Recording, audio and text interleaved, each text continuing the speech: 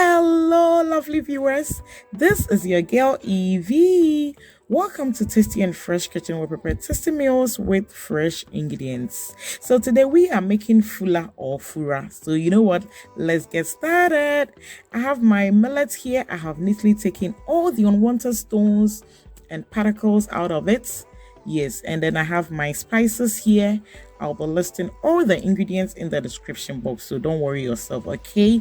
So with this recipe, we are gonna blend everything into powdery form so we get something like millet flour.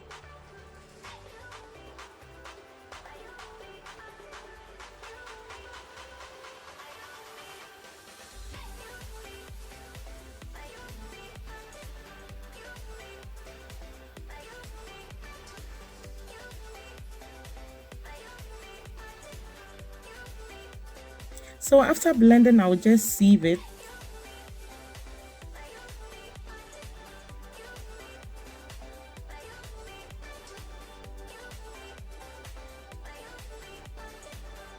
So Fula or Fura, I call it Fula, originated from the northern part of Ghana and then also in Nigeria. Yes, but now it's being enjoyed by almost everybody.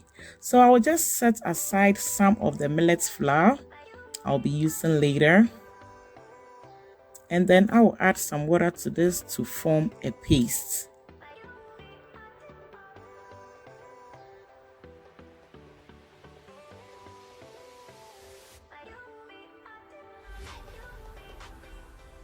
So this is the simplest Fura or Fula recipe you can have.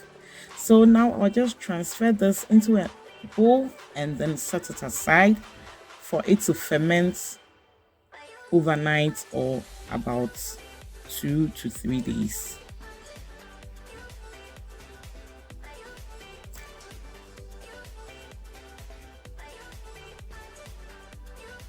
So after 24 hours, this is the result. So I'll just scrape off the surface and then we continue.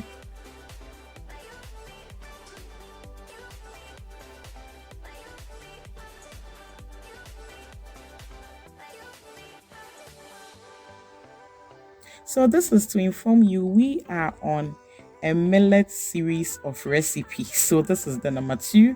The first one is our lamuji or zomko recipe, of which I'll be sharing the link up there so you can check it out.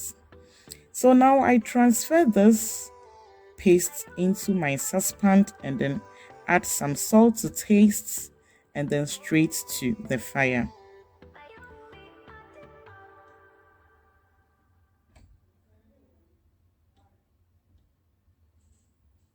So with this, we are making like we're doing banku. Just yeah, cat said yeah, can banku no. So once it's become too hard, you just add some water to it, and then you can see how soft my millet has become.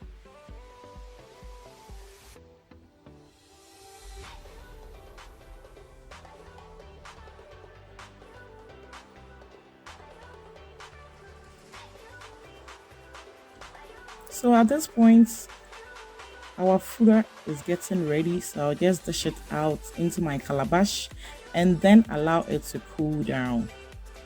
But remember, as it is cooling down, it's becoming hard, so you better work on it as early as possible. So at this point, we just roll our fura and then you apply some of the millet powder, that's the dry ingredients, over it. This helps it to keep long. It can take some days and you can still consume it and it is fresh. Yeah, so it serves as preservation. Yeah, so I do the same process for all.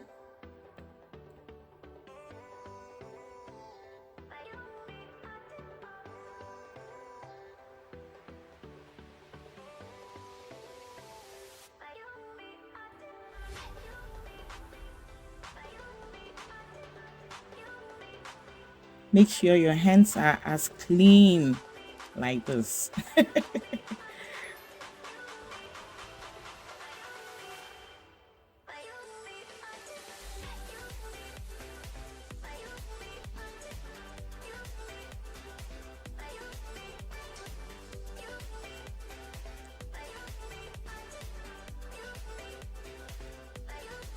Yeah, so you can see our Fura de Nono is ready.